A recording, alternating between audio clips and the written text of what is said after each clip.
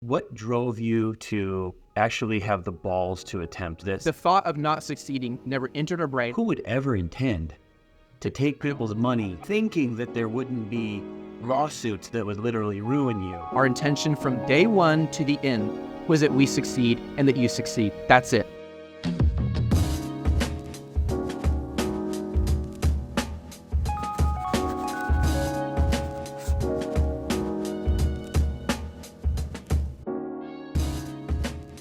Seth Kniep, thanks so much for talking to me. You've become a controversial figure in the Amazon FBA world. And I'm just going to give a quick backstory here. You and I have been friends for about 6 years now. I came to know of you the same way most people did because you successfully grew a YouTube channel all about selling on Amazon. And the first video that I saw of you, you had a big pink beard. What was the reason that you had the pink beard? It was Valentine's Day. Valentine's Day. My eldest daughter said, we got to make this interesting. So she went to the store. She bought this dye. I was like, no. She's like, come on, it'll make it interesting. Got your attention. It sure did. I was like, who is this freak? And he seems to have a lot of great knowledge about Amazon. My wife wanted to sell on Amazon at the time, so I was trying to find her a course. I did. I reached out to you. We ended up flying down to Austin, having dinner with you and your wife, and we discussed actually doing some documentary work, which we ended up doing. We did a 5-part series all about you and growing your company, Just One Dime. And then about a year and a half ago, I heard that you had taken your coaching company from a done with you model to a done for you model. And I must admit, I thought to myself, what was he thinking? How could you possibly understand the variables of building people's businesses? And that's what I want to get into. I ended up going on YouTube and searching up your name, and next thing I know, I'm finding 2, 3, 4 people that are like, Just One Dime is a scam, Seth Kniep is a scam artist, all these things. One guy specifically said that you had taken somewhere between 20 and 50 million, and then I find out chapter 11. 7. Chapter 7. Okay. I chapter 11, and I'll explain that, but we had to do chapter 7. Okay. But the long story short is the company went bankrupt, and we are going to talk today about your past and how this happened. Could we start with before Just One Dime? What was your life before you decided to sell on Amazon or to even try that? You must have a reason that you got into that world. Yeah, I worked for the richest company in the world at the time, Apple, and I went from sales to account manager, and I thought that was going to be my career, and I became very frustrated with all the politics and the butt kissing required to move up the ladder. Sales department was great, but the AppleCare department, the team that I was under, was just very frustrating, and it really reached a breaking point when I did exactly what my boss told me to do. She told me to apply disciplinary action to one of the subordinates on my team. I did that. And then a day or two later, she calls me into a video meeting, brought in my subordinate, and just berated me right there. And I felt numb. I felt shamed. I was like, I did exactly what I was told. I did it honorably. And it was politics. It was all about politics. And so I remember just sitting there, just kind of numbly going through the meeting. My wife is over in the far right corner of the room. She's off video because I worked from home. It was a remote position. And after that meeting, I turned to my wife and I said, I am building a new life for our family. And that was really the breaking point for me. I was already considering becoming an entrepreneur at that point, because we were really struggling financially. We were $24,000 in debt. Our car was at risk of getting repossessed, which is why I ended up driving it for Lyft and Uber to help pay it off, which I did after about 500 rides, carting drunks from bar to home and home to bar in downtown Austin on 6th Street. And all of that looking back, it was part of the path that God put me on to become an entrepreneur. And the first business that he launched was called Mountain Vapes. It was an e-cigarette business. Someone might say, well, why would you get into that? Because I'd never smoked really. I did smoke a pipe for a short time, not that much. And I didn't know at that point, Jed, how do you start a business? Like my first thought was, okay, you need to find a product. Well, who better to ask to what kind of product to sell than suppliers? So I found this long list of hundreds of suppliers, and every day I committed to, and this is after work, I would just sit in a chair and I would call 70 of them every single day. And I would say, please tell me what is the best selling product. And I would tally up the results in a spreadsheet. And after doing this for 90-ish days, e-cigarettes and vapes were really exploding at that time. What I didn't understand is differentiation. And so that store never did that well. It wasn't Shopify. It wasn't on eBay. It wasn't on Amazon. And I got to a point where I decided to sell it because it wasn't doing that great. But I thought, oh, maybe I can, get 10, 20,000 out of it. And I listed it on eBay. And I imagined in my mind all these bids, coming in, people warring over it. It sold for $35. So that was my first business venture. And then later, when I got the idea about doubling a dime, and I actually remember where I was, Jed, when this happened. I was in our beat-up minivan driving to Starbucks to get my wife a drink. She loves Starbucks at that time. And we were trying to follow the Dave Ramsey plan because we were struggling so much financially. We were not living out of an envelope, but we paid money out of cash, out of envelopes. Each envelope had its own segment. Like one is for personal. One is envelope system. Yeah. Exactly, the envelope system.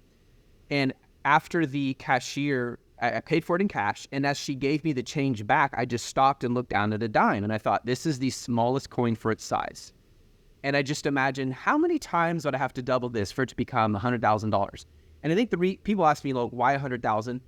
It's big enough to be very inspiring, but small enough of a number to be doable. The number million was far outside my brain. 100,000 seemed a little crazy even to me. But at that point, like, this was all I had. And it's like, okay, let's try this. So I calculated it, and I'd only have to double it 20 times to get to over 104,000, which blew my mind, exponential growth. So I just started walking downtown with my dime, asking people, telling them, I want to build a business for my family. I'm in debt. Would you double it for me? And I knew this was a test of my own courage and ability to sell and persuade people. I needed to learn. I needed to get good at this. So that's what I did, is I just started asking people, and I got it to $400 just for asking. And that $400 was used to purchase my first private label product, which was cremation urns on Amazon. And then from there, it just grew. We liquidated everything we could. My wife and I went to her house with a notepad or something, and we just started writing down everything we don't need, like creepy teddy bears in the closet, a Keurig machine, my dad's Skill chainsaw. And we would just sell these on Facebook before there was a Facebook marketplace, on Craigslist, anywhere we could, through friends, and then take that money and use it to launch products. And you were doing that because you were seeing results selling on Amazon. So and just to go back a little bit, I'm glad you mentioned that. So I first listed it on eBay because I knew I needed to find a niche, and I've always been interested in health and fitness. I like working out. And so that's where I started. And that's when I discovered everybody and their uncle in every alternate universe is trying to sell in health and fitness. And so I thought, okay, with Pat Flynn's words ringing in my head, the riches are in the niches. The riches are in the niches. I went to the everything else category on eBay, and I found the most unlikely category, funeral and cemetery. Kind of depressing, but I thought, I bet hardly anyone sells in this category. Maybe there's an opportunity. And that's when I discovered cremation urns were selling really well on eBay. When I first got the cremation urns and I listed them on eBay, they sold maybe one every 3 or 4 days. It was terrible. Then I just kind of half-heartedly listed on Amazon because someone had told me you can actually sell at Amazon. And it just started taking off one after the next. And it got up to around 10 a day at $10 profit. It was about $100 profit a day, which blew my mind. Like, you got to be kidding me. I spent $400 on cremation urns, and I'm doing $100 a day selling these, and Amazon's taking care of the shipping. So this is when I knew we were onto something. Yeah, that's a paradigm shift to suddenly see actual cash flow come in from effort that you put in once up front. Yeah. So that grew, and that I remember seeing you on YouTube and being like, this guy is driving a Tesla, he's making millions of dollars, he's selling on Amazon, he obviously knows what he's doing, and now he's a coach. He's launched this coaching business, and he's helping others. And then I remember you had some people that when we were filming that were testimonials, some of your students that were literally making millions of dollars following your procedures, and you were kind of blowing their world open. So the coaching business, what did the coaching business do in revenue prior to the model shift? What was your best? So I had a YouTube channel. It had 20 some, I think it was like 28 subscribers. I had a few videos on there that I'd half-heartedly worked on and thrown up there, and it was embarrassingly terrible. Not great content, a lot of just wasn't good at all. Not well produced. And then my friend Lonnie Honeycutt, who was a guy who worked on my team back when I worked at Apple, he had left Apple to sell full-time on eBay. That was also one of my motivations. And then he started telling people about my YouTube channel to intentionally embarrass me so that I would start putting my content on YouTube. which is what good friends do. And so that really motivated me. And so I started, every time I would run into a problem on Amazon and figure out a solution, I would walk from my office to our boys' bedroom, which we had turned into a studio, which they thought was pretty cool. And I would record, hey guys, if you run into this problem, here's what you can do. And that's how the YouTube channel started. And it really grew. Through that, we started getting coaching requests. Through the coaching requests, that's when we started to say, okay, this is starting to take up too much time. Here I am selling on Amazon, but I'm spending half the day, sometimes more, just doing one-to-one coaching with people. And so that is when we said, okay, we've got to make this scalable. And so Josiah, my son, and I, he was 14 at the time, we locked ourselves in a coffee shop and we committed, we are not leaving this coffee shop. It was called Dominican Joe's off South Congress at the time. We're not leaving until we built a scalable plan for coaching, like a truly scalable plan. What was the revenue like when it was the one-to-one model that pushed you into that coffee shop? It was minimal. So I started selling coaching for like $25 an hour. And then it went up to $50 an hour. Then it went to $100 an hour. And that was about the max. So yeah, the coaching, I first charged $25 an hour, then $50 an hour, then $100 an hour. I don't remember if I went above that. I was right around that. The main issue for me was the time.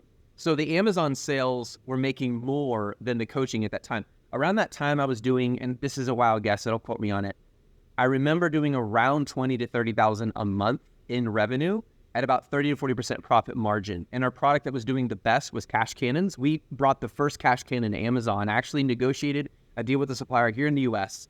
And they would send us these cannons that shoot money, and they would show up at our house. We would prep them, put on the FNSKU label, take it to UPS, and then they would ship it to Amazon for FBA. But it was October of 2016 is when we launched the program for just one dime. And I haven't done the math, but I can give you numbers that you could probably calculate to get the revenue. So when we started, we sold it for around $230 per month. That's what our first program was, $230 per month. We're right around 200 and something. I think it was 230, 240. Then we said, let's do a one-time payment where they just get in for the whole year. And that was around $750. We started with our first 4 signups. One of those actually became our coaches, who later led Just When I'm Espanol, which is David Lopez. It's really crazy because if you look at all the coaches, like 75% of them were our first students within the first 6 months. Really crazy. And they went from making nothing to actually growing a multi-million-dollar business on Amazon, which is awesome. We had 4 signups. Then we launched a one-time payment for a year. And then by the next year, within just a few months, we had over 400 people sign up. And at that point, somewhere we transitioned, the price was at $1,200. That first year I'm sure we did over $1 million. I don't remember, in the coaching. And it went really well. And the profit margins were obviously higher. You were ticking the box of being useful and meaningful and helping people. So I'm sure that first year was very exciting. Talk to me about growing from there. Do you remember what year over year, what you were give me a guesstimate of some of your growth over time? So every year our coaching program grew in its revenue, but the profit margin continued to go down year over year. And that was a really big struggle for us. Not so much the profit margin itself, but at what point do you scale this into an entire team? So first, it was just me. Josiah was back end, I was front end. Then we said, okay, we have some really successful students now who are doing very well at Amazon, and they like helping people, and I can't answer all the questions. So I started paying coaches to coach people, and they would get paid per coaching session, and they also agreed to help answer questions in the Facebook community. So that obviously, increased our COGS a little bit, which is fine. Then we said, okay, now there's a support side. I'm not talking about coaching members. I'm talking about people who sign up and they have a question about their account, the program, the card didn't go through, all those kinds of things.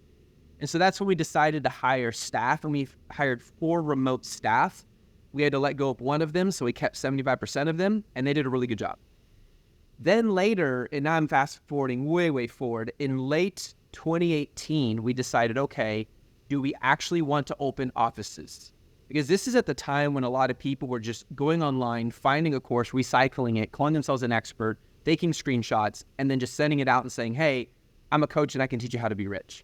And so there's a certain stigma that came with that, you know, lifestyle business, work from everywhere you want. Like, I get it. It's real. You can do it. We were doing it.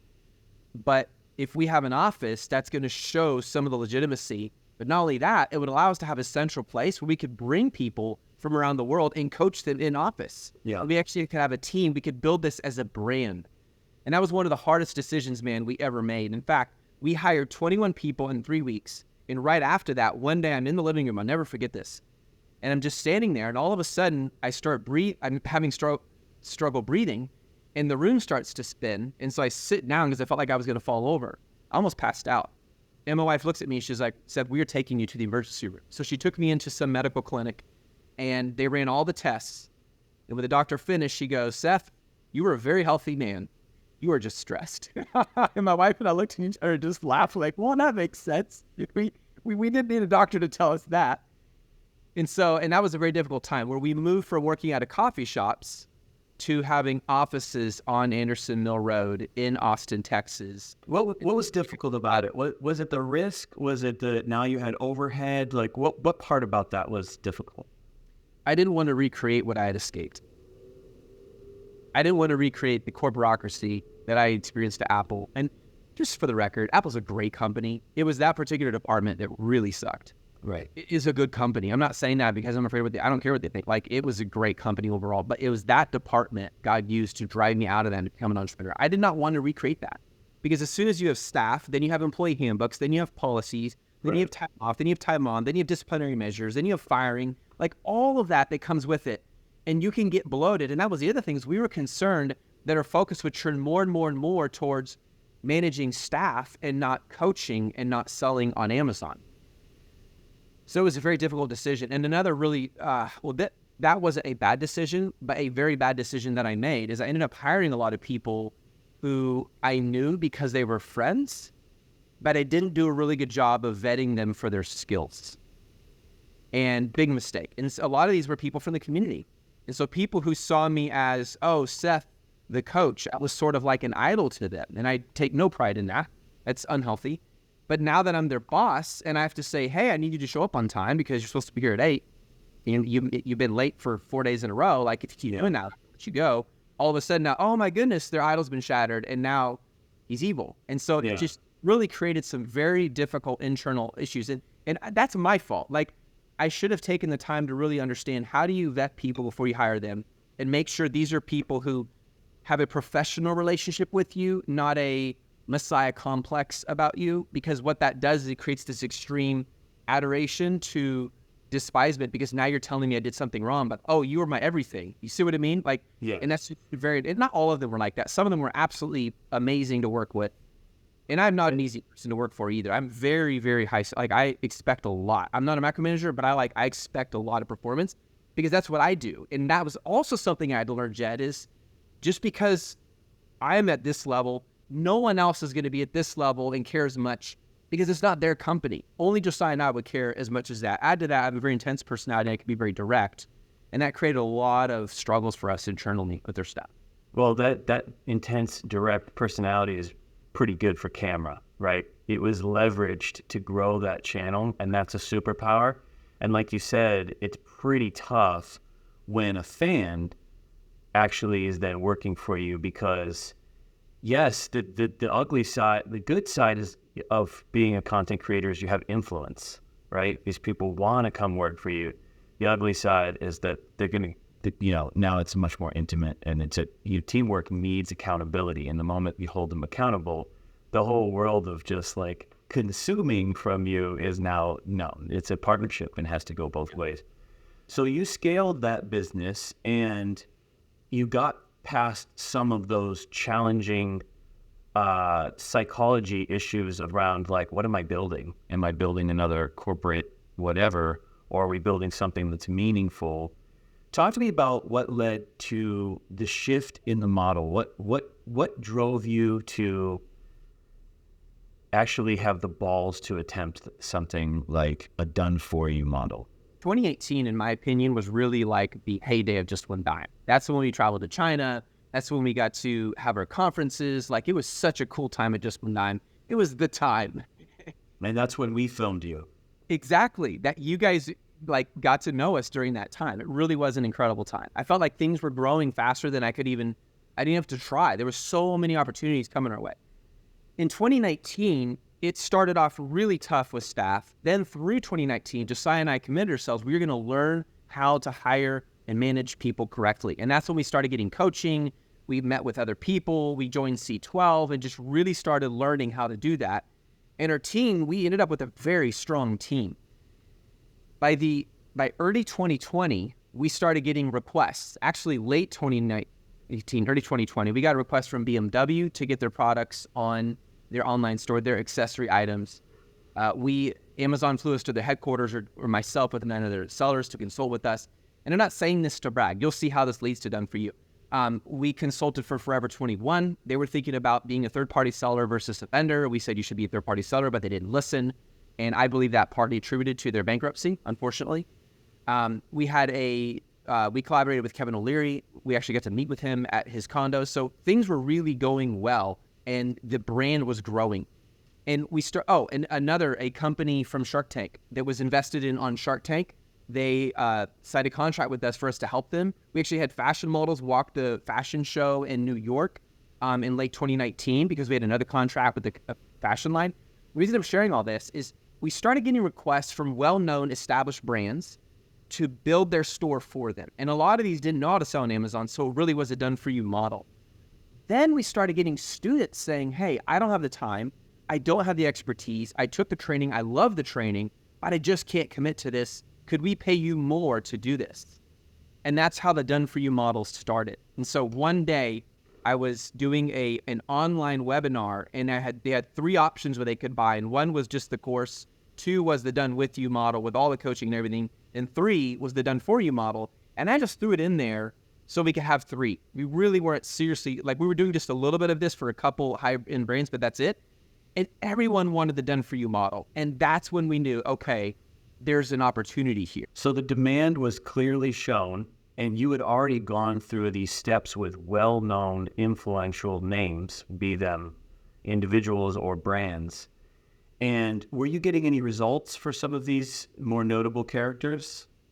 So BMW, we only consulted for. We didn't build anything for them. Obviously for Amazon, we didn't sell for Amazon. We consulted for them. The guy in Shark Tank, the guy who got investment in Shark Tank, yes, we began to build his store and helped him a ton. Cute Booty Lounge, which is a brand in Los Angeles, the same. We did that for them as well. And Anby as well, which is a fashion line, started to get results as well. One of our thoughts was, here are these really well-known brands established, they have tons of money, and then we have students, and some of them don't have the time. Why can't we do for the little guy what the big brands could figure out elsewhere anyway? That's when we thought, why don't we create this for people who don't have established brands? What if we build the brand from ground up for them? That was the idea. So there was a bit of a kind of a noble angle to it too. There was checking a box in you that was like, look, we could help make something available that isn't available to just the little guy. This is deep knowledge, deep information. And is that fair to say that it was kind of checking a meaningful box? Perhaps. My vision, Jed, was I wanted to build a network of entrepreneurs around the world. That was my dream from day one. And I felt like this store was the way to do that. And I had much more interest in doing that with people who already knew and trusted Just One Dime than a big brand who really doesn't care about you. They just want to see, make sure you do what I need to do and I'll pay you to do it, and that's it. This felt more meaningful. So I guess you could call it noble if you want. It was relational. It was a network.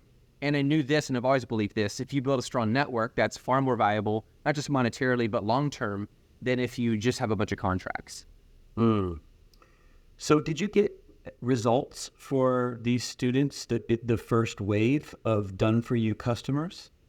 We did. So when we first started signing people up, 67% of the development fee, which was $30,000, was paid to the brand builders. And there were 3 brand builders, and each of these brand builders were former Just One Dime students and also very successful Amazon sellers. And their job was to build the store. So I would oversee them, but they would handle all communication for the client, and they would build their store from ground up. And then the rest of that $30,000 would go to Just One Dime. It would go to staff. It would go to systems. We also invested some of it in real estate, which I'd like to talk about as well. And so The goal was everything will be done by the brand builders and they will build these up. And our job is we market it and we oversee it and make sure a good job is being done. So is that everything? Is that everything from like sourcing the products to product photography to how it's, the copy, all of it was the brand builders doing for their clients? Correct. And just to be clear, the client also had to pay for the products and they also had to pay for any typical third-party source services that you would typically outsource for. So for example, if you're building your own store, you're using an outsourced photography. So they would also have to pay for photography, brand logo creation. If they wanted us to do like a trademark or anything extra, like off Amazon marketing, they would obviously have to pay for that as well. The $30,000 was paying our teams, the brand builders, or just with Kniep, but we, contracted to brand builders to build the business. And then the client also had to pay for the products and the shipping and PPC if needed. Got it. Now, what about communication and transparency? Did the client get to see everything that the brand builder was doing in terms of relationship communication with vendors and whatnot, or was that mostly all on the brand builder's side to sort of hold as their own? Yeah, I mean, it would have been really difficult to have the client like be in every conversation they had with suppliers halfway around the world. Like first, when they're looking for a supplier, you're going through a ton of them. Then once you find some, then you interview them. Then once you narrow that, it's almost like a job application. Then once you find the right one, then you negotiate, then you get a sample. So the brand builder's job was to communicate to them the progress on their store. And what they did is they would create these in Monday or trying to remember the other one. It's a project management tool. It'll come back to me later. But one of them used Monday, where if like, let's say you're the client, you would have these milestones. And each time a milestone was accomplished, they would notify you through Monday. And then if they need anything from you, for example, approval to buy a product, because we couldn't buy a product unless you gave approval, we would send a full presentation on the opportunity, the risks, the profit, the revenue, everything. Or for example, setting up the store. If we needed documentation, the brand builder would send that and then you would submit it in Monday and then it would use that to help open the store. So at milestones, it ended up being over 500 tasks that the clients had that the brand builders would take them through. There were 21 stages and then 500 mini tasks underneath those stages. So that was the level of communication. I mean, it sounds really complex, and it sounds like if it was all laid out in Monday, that the client would see quite a bit of value being added there. How early did you start to get complaints, and did the complexity start to unravel, or was it a while before you saw that?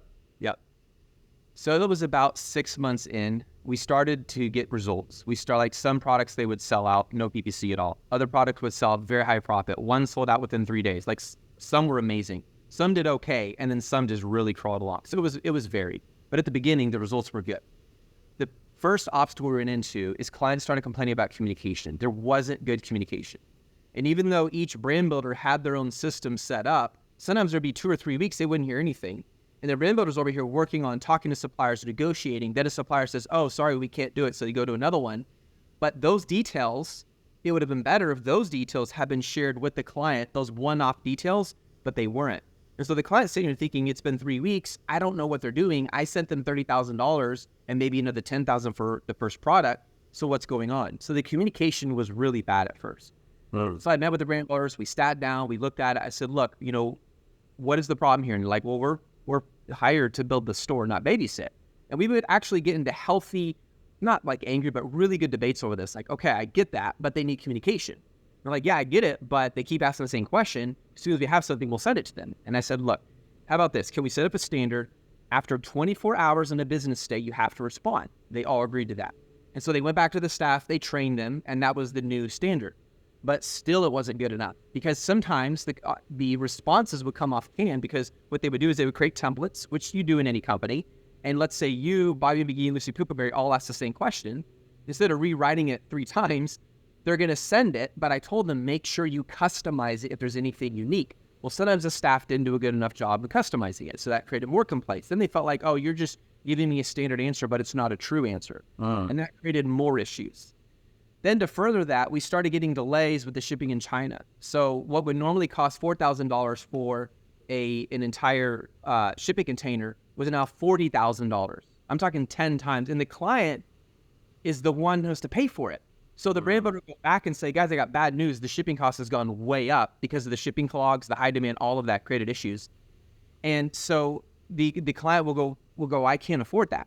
So the brand builder's like, I understand. Let me go back and negotiate. And I'm going to negotiate. And if they still couldn't, then it would start the whole process over, find a different product that's smaller and lighter to get the cost down. Was that a COVID supply chain issue? Was it that time? It was several things. So during COVID, a lot of people started spending their extra money on online stuff instead of like going to a barber or going to a spa or getting a massage or, going bowling. They would spend it online. So if you look at Amazon's revenue and you just watch, if you check it out, it's awesome. So it's 2019, they had like 19% year-over-year growth. 2020, it almost doubles. It almost like 38%. And that was when we launched it. So from that perspective, we're like, man, this is amazing. Amazon's blowing up. This is great. Well, little did we know that demand would come back to punish us later. Because when you have an increase in demand, now the suppliers, they can't keep up with it. So their prices go up. So they can only take the ones who can pay the most. And that caused the price of raw materials to go up. Then you had the shipping clogs where you'd have a bunch of shipping containers coming over here, but hardly any going back. So it would take, way like sometimes for like a month, a ship would sit in the port waiting to undock because of the shipping clogs. Then the port started having COVID lockdowns, so all their staff weren't there to receive the products. Then China started shutting down factories with either because of COVID or they would force blackouts. It would say like, you guys are all going to we're completely cutting off electricity for the next 3 weeks. So all production stops. And sometimes for some factories, that was such a cut in their revenue, their workers would go back south because they're not going to sit there for 3 weeks not getting paid. And then the factory goes out of business, so we have to go find another factory. It was like one thing after the next, And it slowly grew and got worse and worse and worse until finally beginning of 2022, we're like, okay, we have to make some serious decisions. And that's when we started cutting staff. And there's a lot I could tell you. Feel free to ask. Yeah. So much, man. Yeah, the supply chain thing reminds me of we've had friends and partners that are lean consultants, and they preach very heavily about the calm rhythm of flow.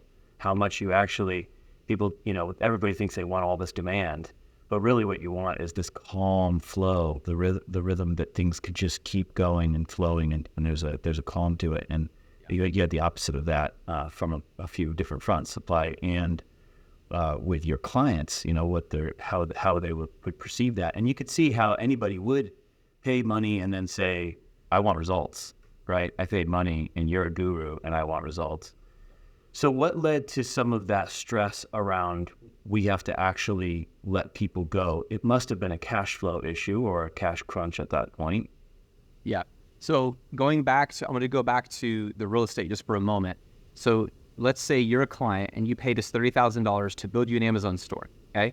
Approximately 67% of that is paid to the brand builder, and they have their own team, and their job is to do all the work.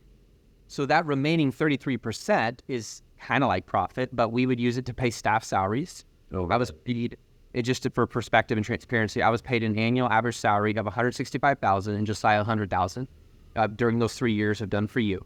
And that was all the money that we actually got paid. And during that time, the rest of it would go to staff salaries, it would go to software, it would go to systems, and the remaining 11% was sitting there in the bank, and we said, let's invest this in real estate. The reason we did that, because a lot of people ask about this question, like, why do you invest in real estate? You're buying luxury properties and et cetera. So just imagine you have $5 million, your company has $5 million in profit, okay? And you already are paid your salary. Because you're an LLC, that $5 million in profit, even though it never goes to your bank account, you still have to pay tax on it. It's taxable.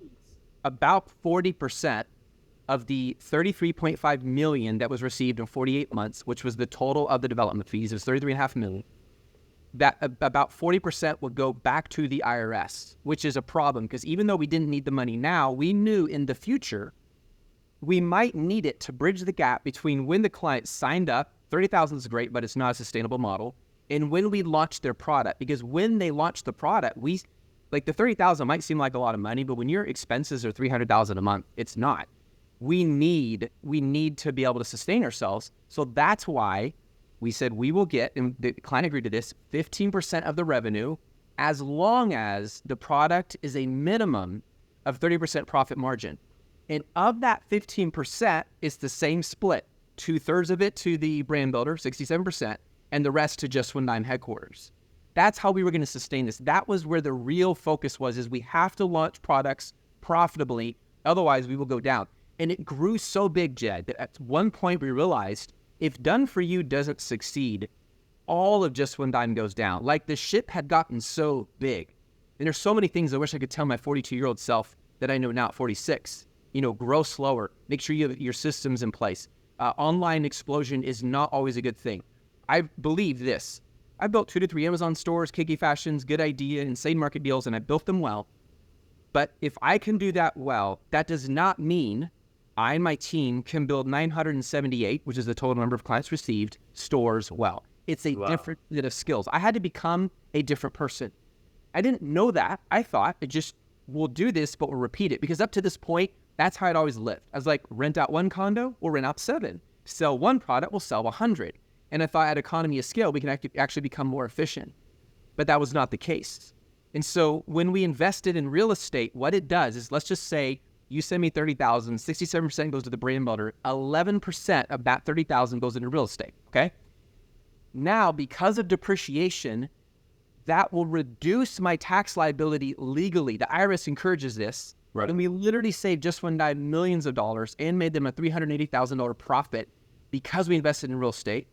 And then going back now to catch up to your question, because I just wanted to give context, when cash flow started getting a little bit tight late 2021, then we really started having an issue in mid to late 2022. We were liquidating real estate. And this is before any legal threats, before any demand letters. We were liquidating it and putting it into Just One Dime. And it was profitable. So had we never invested in real estate, it would actually have, Just One Dime would have ended up with a lot more costs and a lot less money. It actually helped the company.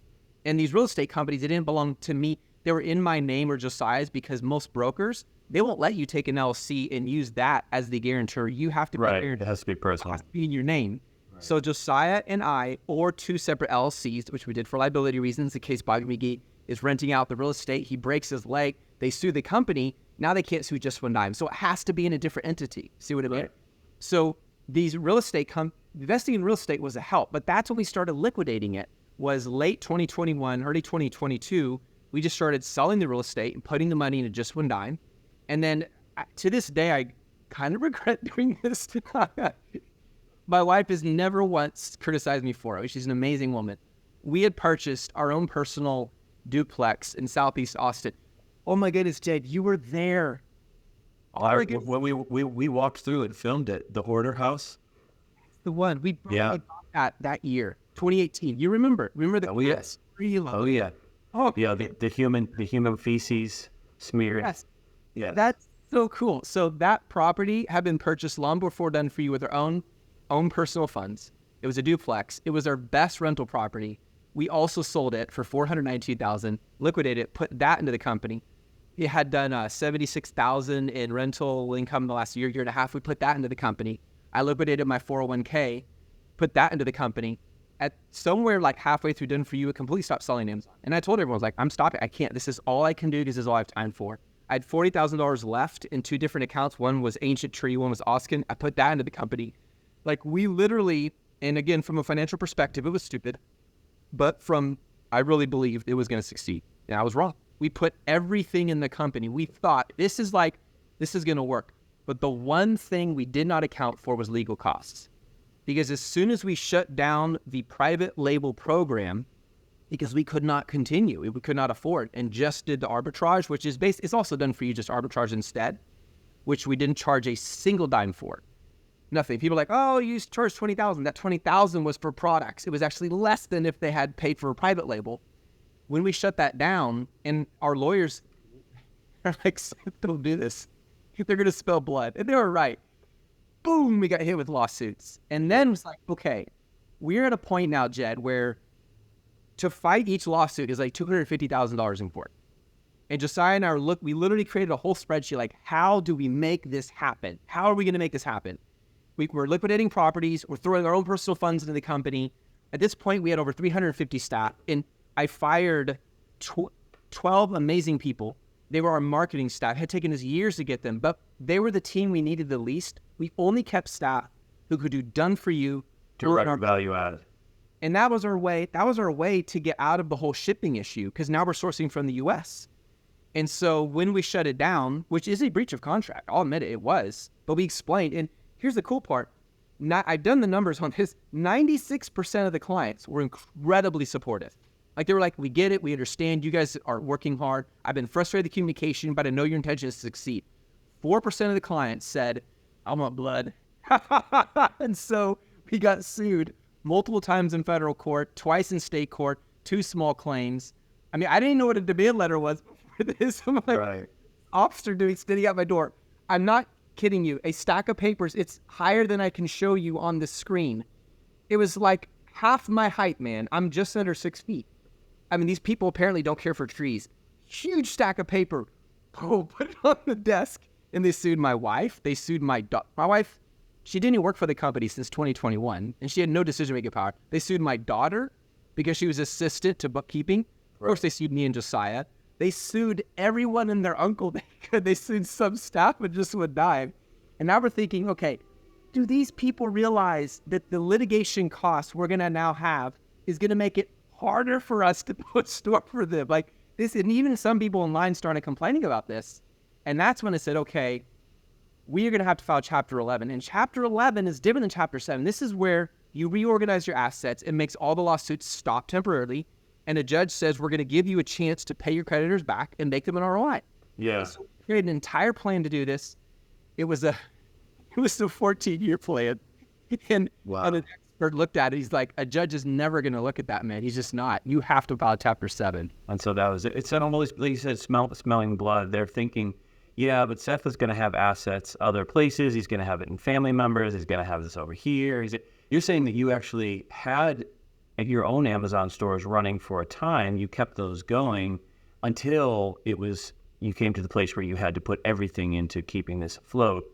And did you sell that your Amazon businesses, or you just stopped giving you attention. All I focused on for you, and they just dwindled down. Any remaining funds in the bank, I just put into the company. When we filed, we had about 3 months of living expenses in the bank. We had no car.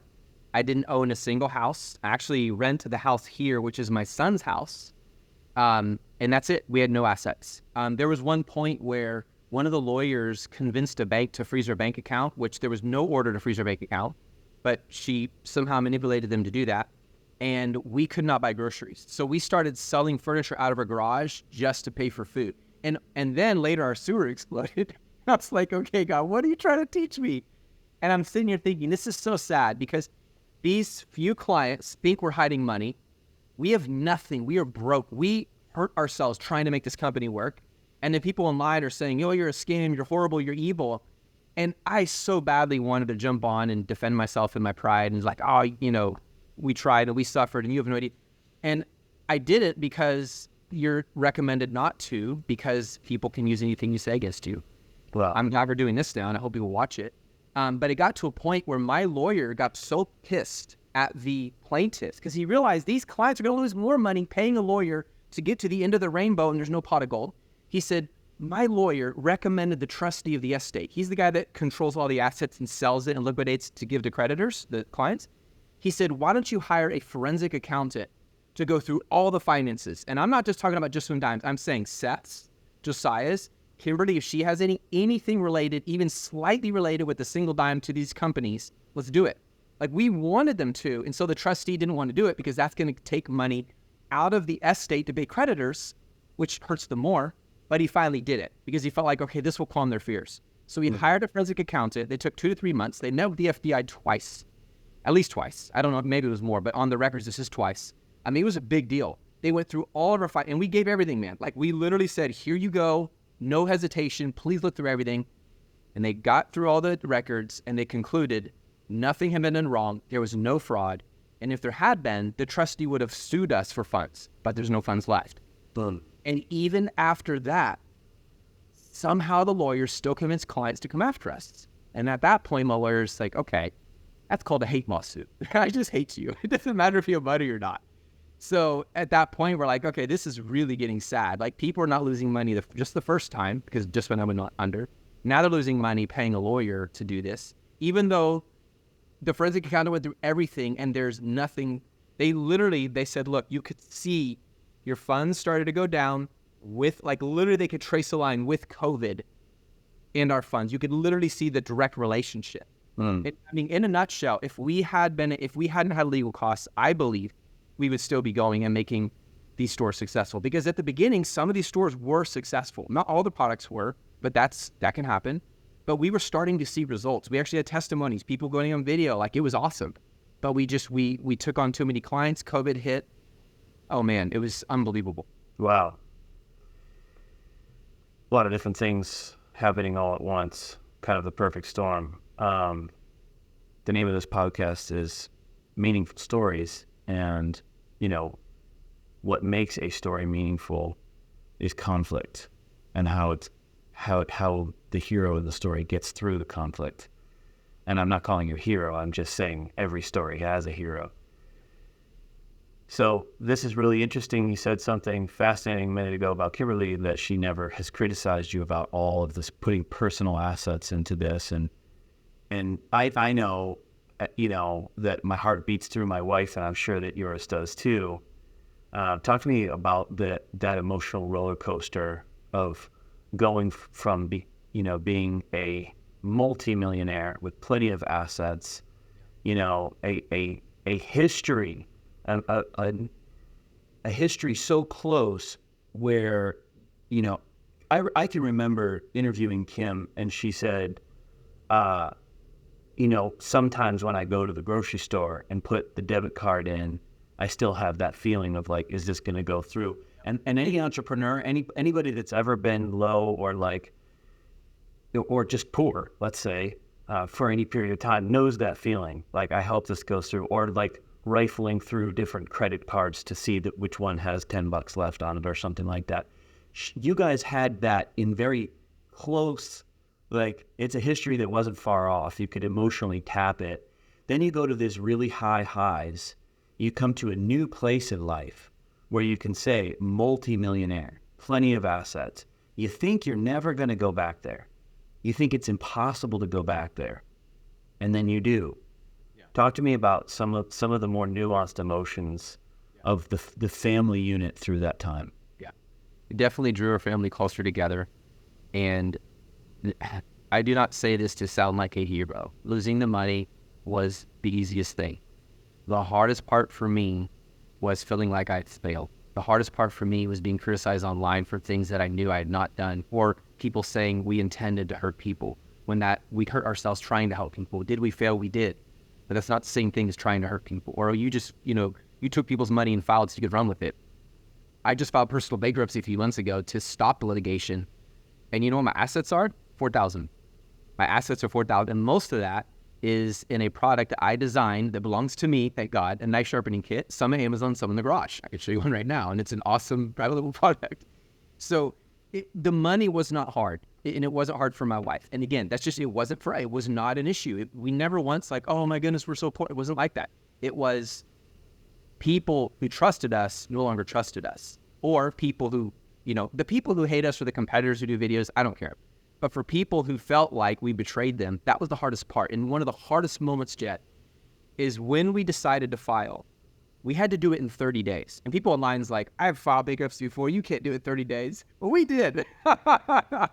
We worked all night. Well, actually, even before we filed, back when we were building Done For You, there were multiple times our staff worked we would watch the sun go up, we would watch it go down, and we watch it go up again. And we would work just 40 hours straight trying to pull this off for clients. When we filed, we couldn't tell anyone anything. Like our legal advice is you don't say anything because it'll create more issues for everyone and it'll hurt clients too. You just got to file and do it as fast as you can. So we had 30 days. It was like a dissertation, man. I'm telling you, every single thing from the mouse to the chair, everything is listed as an asset and written down the schedule. And the hardest part was just when Diane went completely dark without a word. So now, remember, the vast majority of these clients believe in us and trust us. Now they feel cheated. Like, you didn't say anything. You didn't communicate. And lack of communication destroys relationships. It happens in marriage. It happens in business. But it was our only option.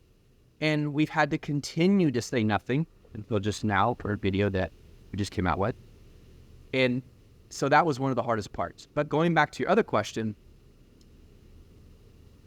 I am convinced that through all of this, God was teaching me something extremely important. There's an idol in my life that I'd not seen before. And this is how I love how God works.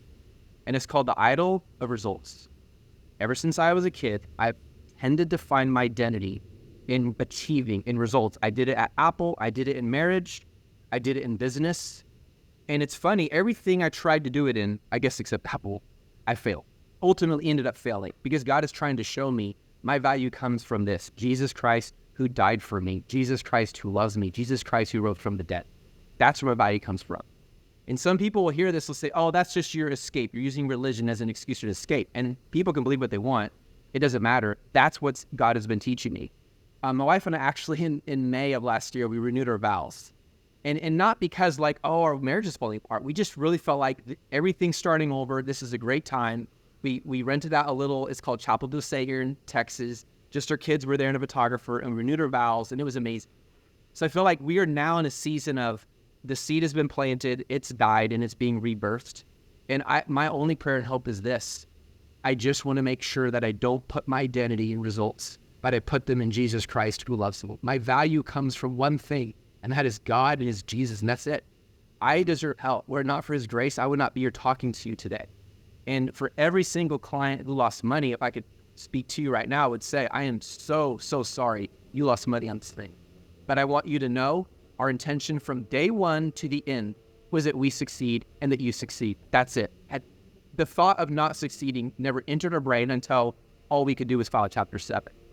And I know you guys trusted me, and I'm truly sorry that we did.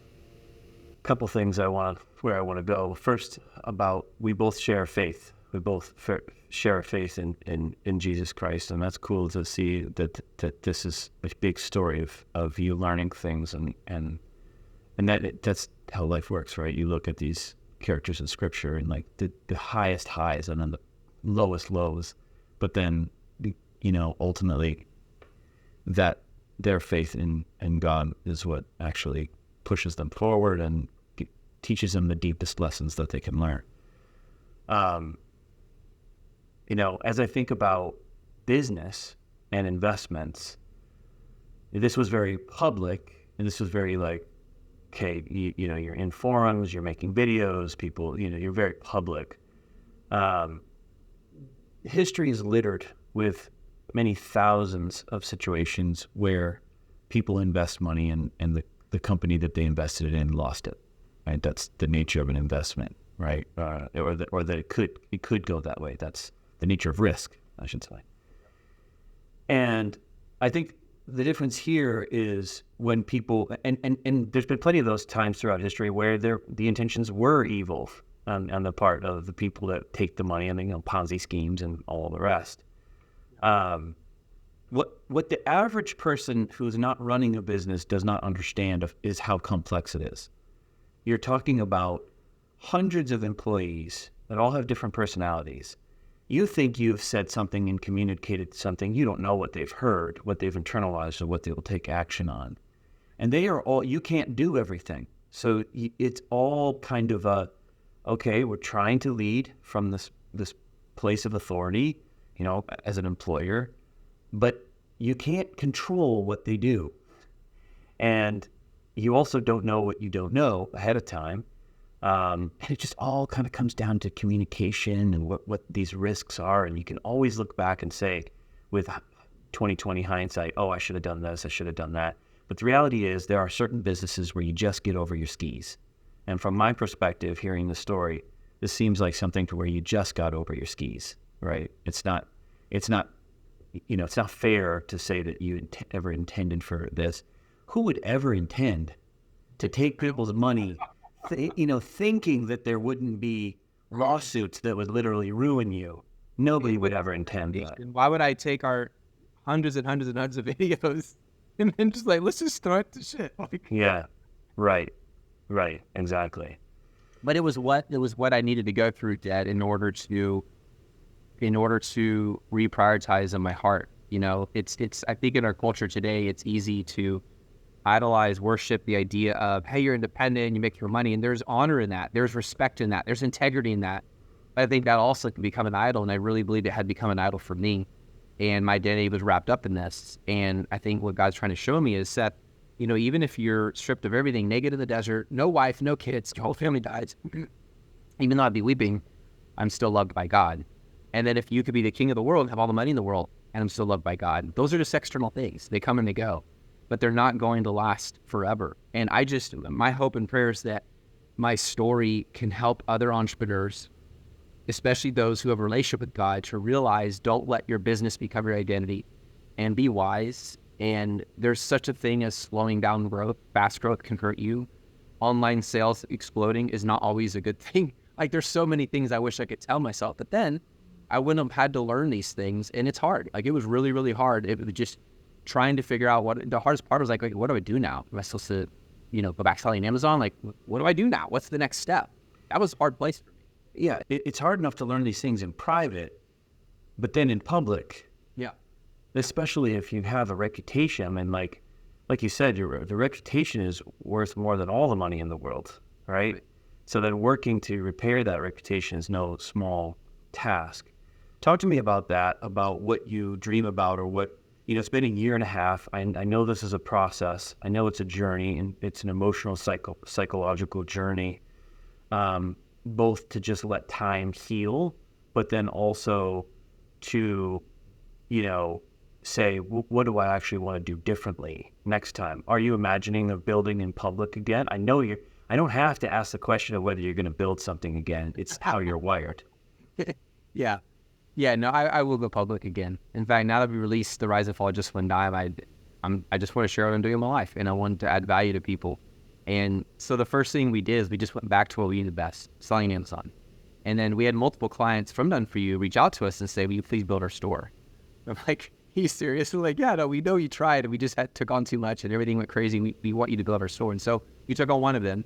They paid us to build their store, created them an asset through that.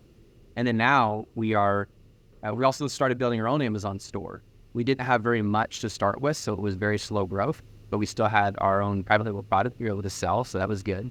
And now Josiah and I have launched a company called Swiss Setters that finds leads for private equity firms. And I really want to move into the private equity space. I want to learn finance better. That's another area. We did cash accounting. Looking back, I wish we did accrual accounting, because that's a better way to do it. As the money comes in, you set it aside until the work's been done. Right. To be fair, we didn't know any better. CPA recommended cash accounting because it gives you tax advantages, but you can actually do cash accounting for your taxes and accrual accounting personally. I didn't know that until after the fact. So that's something else that I really want to get into finance. I love finance, and so that's something we are already venturing into. We started developing relationships with private equity firms here in Austin, Texas, and I want to grow. And yes, I will be public again, 100%. I think it's how God wired me, and I'm ready for the criticism. Let's go. Well, with every bit of criticism is another story or another opportunity to actually show the real you and let God shine through you. And He's our defender, right? So that's pretty key. All we can do is try to get better and better, and try to treat people the way that we want to be treated. And incremental improvement is key. Thanks so much for this conversation. You said something a minute ago about finance, and that's pretty cool, the accrual versus cash thing. This is a topic for another time, but how cool would it be if you didn't have to even worry about this looming entity that's going to take some percentage of what you've earned? Taxation is theft, and I want to leave that for our audience to think about, so that you and I can come back and talk about that another time. But thanks so much. Let's take Boston back to its original days. No doubt, where it actually was a beacon of freedom.